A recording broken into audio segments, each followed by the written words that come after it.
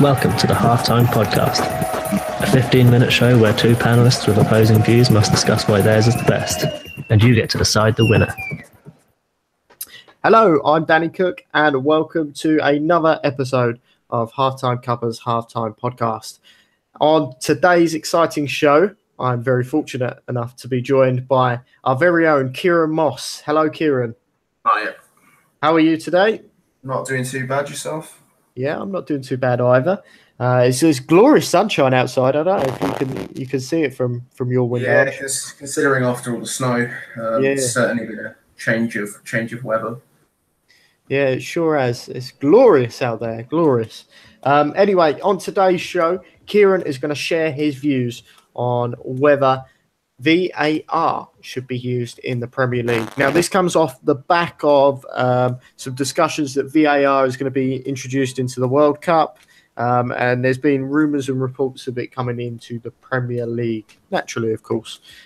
So we're going to discuss this in general.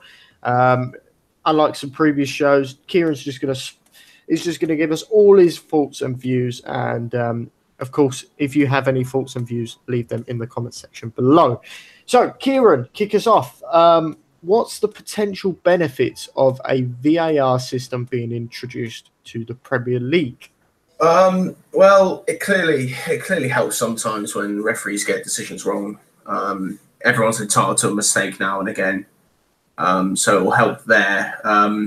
Going it from a different point of view, we know there's been lots of recent reports of referees, especially at grassroots levels, suffering lots of abuse from fans and whatnot. So I feel like making this change at the top may eventually benefit people lower down.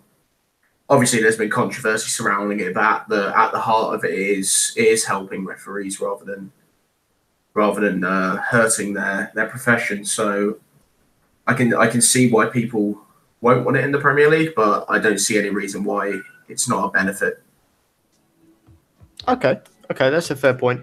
Obviously, it's been used in the FA Cup this season, and well, it's had its moments. There's no denying that. But do you think that sort of trialing it out in the FA Cup was the right thing to do? Yeah, they have to try it out somewhere. The FA Cup was probably the right thing to do. Obviously, that's come under a lot of controversy, especially some games. Specifically, thinking the Tottenham Rochdale game, that was very controversial, where the referee had two decisions to make using VAR. One of them, the first one being Lamella's goal after 6 minutes, which was ruled out because apparently Llorente was fouling the Rochdale player while the Rochdale player was actually fouling him, and the referee didn't give the goal. And then Lucas probably deserved a penalty for a foul, and the referee didn't use VAR to consult the decision. He just waved it off. So that it was used a lot in that game, and it showed sort of some of the benefits and potentially weaknesses of the system. Yeah, that game is a prime example. Another prime example, I suppose, is the Norwich-Chelsea game when Chelsea definitely should have had at least a penalty at some point in that game in the FA Cup's, I think it was third round, but it was a replay. Yeah. But yeah, to be honest, I'm not entirely convinced by VAR. I can see why it's introduced, and I think it's had a bit. It's come out okay from the FA Cup sort of trial, but it's not come out wonderfully. So there's still some creases to iron out in my mind. Sure. Kieran, what creases would there be in your mind at all in terms of the negatives of VAR and the drawbacks of it? I think the rules and when it can be used, they need to be a lot clearer. So, for example, when a player gets sent off, I know it can be used, but sometimes referees aren't using it, especially in the FA Cup. Same with goals. Like, if it's going to be used for one decision, people may argue it has to be used for all. The problem at the moment is also that there's just a random stopping game. It's not like rugby or tennis where the fans can actually see and hear what the referees are doing, which I think would help a lot. I think people would be a lot more behind it if that was the case. So Is that the, I suppose,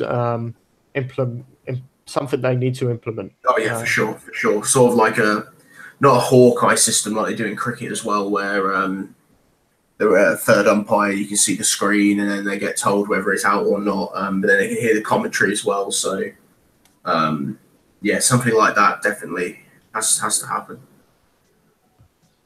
Yeah, certainly interesting. What's your thoughts? Because obviously there's some disagreements on the whole system in terms of it takes the power away from the referee. It's the referee's decision. Like by almost proving that they're wrong, it's kind of damaging their control of the game potentially. It was the same when goal line technology came in. I'm fairly sure the same arguments were used then. But now you can't really see the Premier League game without it. It adds to the excitement, I guess. But I don't agree with the fact that it's taking away power from the referees, because at the end of the day, it's the referee's choice whether he uses it or not. So then, for example, if there was a game where a goal was given for offside and the referee decided not to use it, the fans would all kick up a fuss because it's not been used. Whereas if he had used it, the fans would kick up a fuss because it has been used. So it's sort of in a limbo state at the moment where no one really knows what they want, but when it's used for the benefit of them, they're really behind it. Yeah, so there's no. I agree. I think there probably needs to be some clarity as to when it gets used and what it gets used for. But I mean, we've seen. I don't know if you've seen incidents. I think in the Australian League, where I think they've used it. I could be wrong. I could be thinking of a totally different league here. But I'm particularly got one match incident in mind where a team should have had a penalty. The game carries on, and they go up the other end and they score, this other team. And then he goes to VAR, the referee, and obviously, like, he gives a penalty, so the goal then gets ruled out. Now, I mean, what that must put the referee under some scrutiny and some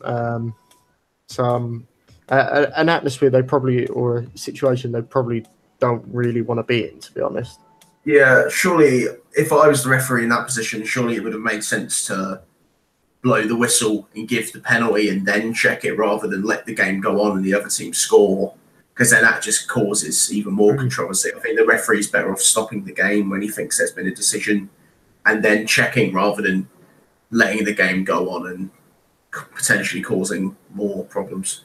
Yeah, and just on that as well, actually, I don't know if you've seen them. So for the offsides, now it seems as though they even if they're because obviously the system referees have been trained really well in terms of they have a split-second decision to make, and if they're offside, their flag goes up straight away.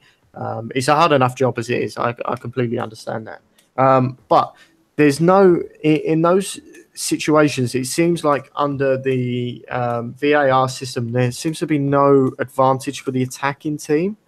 I don't know what your view is on that, but yeah, I completely agree with you there, because if they're going to use VAR, it makes a lot more sense for the referee to give every contentious decision to the especially offside to the defending team, attacking sides.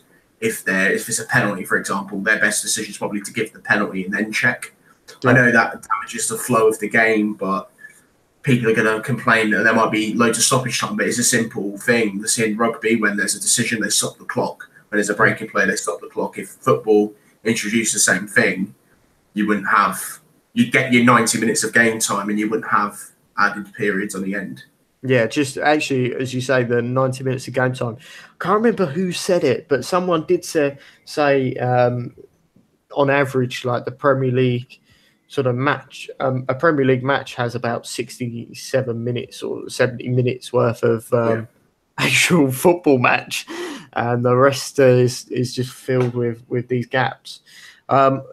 Yeah, for me, the offside thing is so.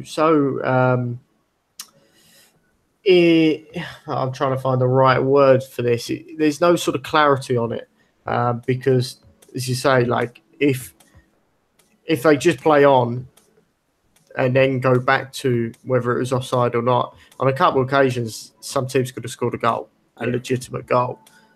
So I think that needs to be established, what they do in those situations. If there's any, if they're unsure, do they just play, just play on? Or if there's that little bit of doubt, do they just play for the sake of going back to VAR? Well, that's what I think. Surely, if a referee's thinking, oh, I don't know whether that's a penalty or not, he's thinking about using VAR anyway. So he's better off stopping the play then rather than letting the play go on. Because what happens if there's a red card tackle later on? He can't really give the red card and then go back to check, see if that's a penalty. Because if he'd done that first, the red card wouldn't happen.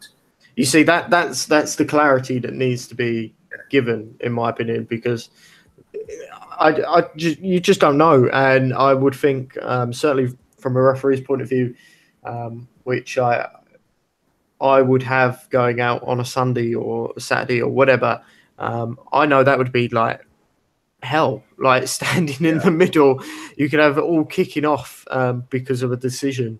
Man, I think it's going to be a nightmare on a few occasions. I would say they need to bring in something where the referee has, after an incident, probably about 3 to 5 seconds to make the decision. And if he doesn't within that 3 to 5 second window, he has to let the play go on. So therefore, again, it comes down to the referee making a poor decision. It could have been a penalty, but if he hesitates, he's not going to get that option. So then if the team doesn't go up the other end and score, the players have to play on. What about because I'm thinking, obviously that they'd communicate to the to all the officials there on the day, and I suppose the external official as well, watching the VAR. But the thing that I think they should use, or maybe look to do, is have something maybe on a watch or something maybe the ref presses and it puts up a thing saying, go into VAR or something like that, or pending VAR or something. Because I think in a stadium right now, other than the, I don't know if you saw some images of what they had for Wembley. I don't know if they actually used them in the end, but they did have like a graphic come up on the screen, on the big screens, when it went to VAR. But I'm not like, I feel that's needed personally. Yeah, it doesn't help when the referee blows his whistle and then has about a 5-minute conversation with his assistant and then decides to use the signal for VAR.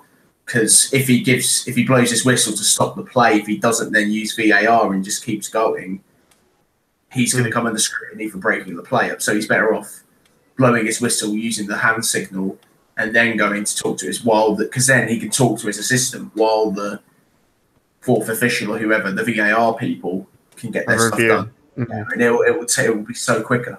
Yeah, definitely. Okay, well, we're almost at the end. So I'm going to chuck in this final question to you. Do you think that it should be introduced to the Premier League? With more scrutiny and more rules, yes.